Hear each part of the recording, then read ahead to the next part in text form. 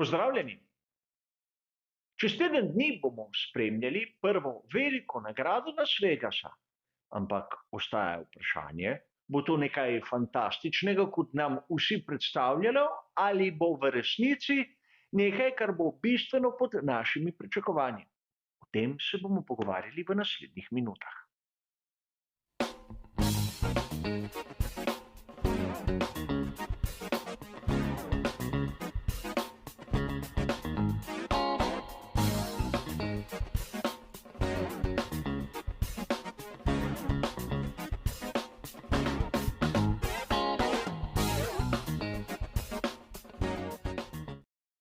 Velika nagrada Las Vegasa je nekaj, kar nam mnogi mediji predstavljajo kot največji dogodek celotne sezone 2023.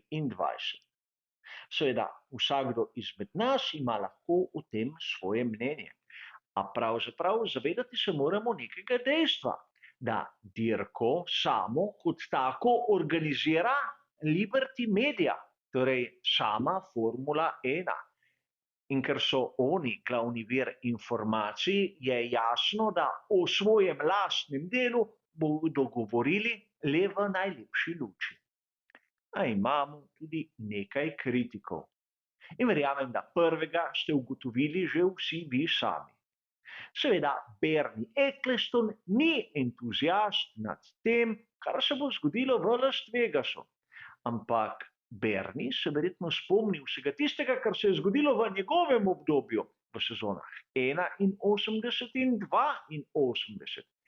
Velika nagrada Caesars Palace, prav tako v Las Vegasu, ko je bila dirka organizirana enostavno na parkirišču. In ne šalim se, bilo je pravo parkirišče. A konec koncev od 80-ih pa do današnjih dni je preteklo kar nekaj desetletij in marsikaj bi se lahko spremenilo. In če kritike Bernieja Ecclestona potisnemo ob stran, ostaja še nekdo, ki po mojem osebnem mnenju ima kar močno negativno mnenje.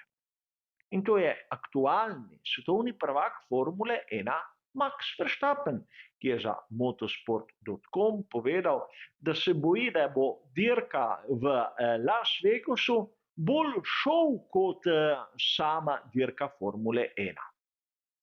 Namreč tu je treba poudariti nekaj, da v Las Vegasu gre za tipično ameriško konstrukcijo mesta, kjer se ulice križajo pod pravim kotom in pravzaprav je nemogoče speljati kaj novega. Seveda, gledali bomo dirko, ki bo trajala 50 krogov in imela 14 ovinkov, ampak kakšni. Treba je razumeti, da ni vsaka ulična dirka ona v Monaku. In seveda na ulicah Monte Carla imamo zgodovino, vsak si želi biti tam, je nekaj posebnega, je tisti čar, kar seveda v Las Vegasu ni tako prisotno. Gre seveda za znamenito mesto, ki je poznano med nami, predvsem po igralnicah, ampak to je to.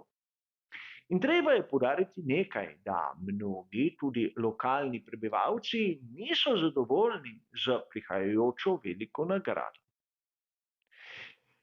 Namreč zapaziti je mogoče, da na raznih spletnih straneh se rezervacije za hotelske sobe v času vikenda velike nagrade prodajajo po bistveno znižani ceni od tistega, kar je bilo na začetku, celo do 83%.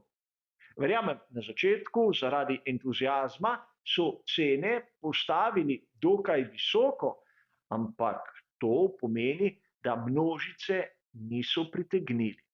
In po drugi strani tudi lokalno prebivalstvo ni zadovoljno, ker ne vejo, kaj se dogaja. Govori se o tem, da je mnogo porušenega, mnogo spremenjenega, mnogo zaprtega ob sami progi, ampak tisti, ki živijo tam, nimajo dostopa do proge. kar je lahko dobro, lahko slabo, videli bomo sami.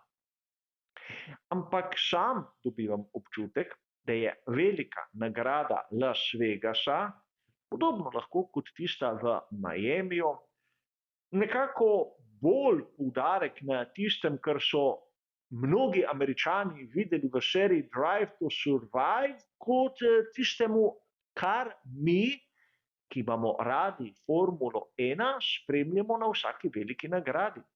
Zanimivo za nove pokrovitelje, odpiranje na nova tržišča, ampak dirka kot taka bi znala biti nezanimiva in nič posebnega, kljub vsemu blišču in glamurju, ki ga hočejo organizatorji ustvariti.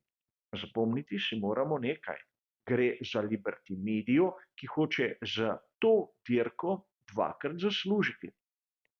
In verjeli ali ne, velika nagrada Las Vegasa verjetno ne bo imela težav podaljšati pogodbe s samim organizatorjem svetovnega prvenstva, ker gre v resnici za eno in isto osebo. Drugače kot mnoge druge, zgodovinsko in tudi športno bolj zanimive dirke. A to je moderen svet, kjer interesi ponavadi niso tisti, ki jih imamo mi, navdušenci, gledalci, tisti, ki imamo radi ta šport. A upam, da se seveda motim, da bo dirka napeta, zanimiva, da bo dogajanje in vzdušje tisto pravo in da bomo videli vse tisto, kar nam obljubljajo v raznih oglasih. Čeprav dvom mora zmeraj obstajati. Zadev ne smemo sprejemati kot same po sebi umevno. Še posebej takih ne. A za ta krajši razmislek o vsem tem, kar nas čaka, že čez nekaj dni bo to vse. Hvala za vašo pozornost in nasvidenje.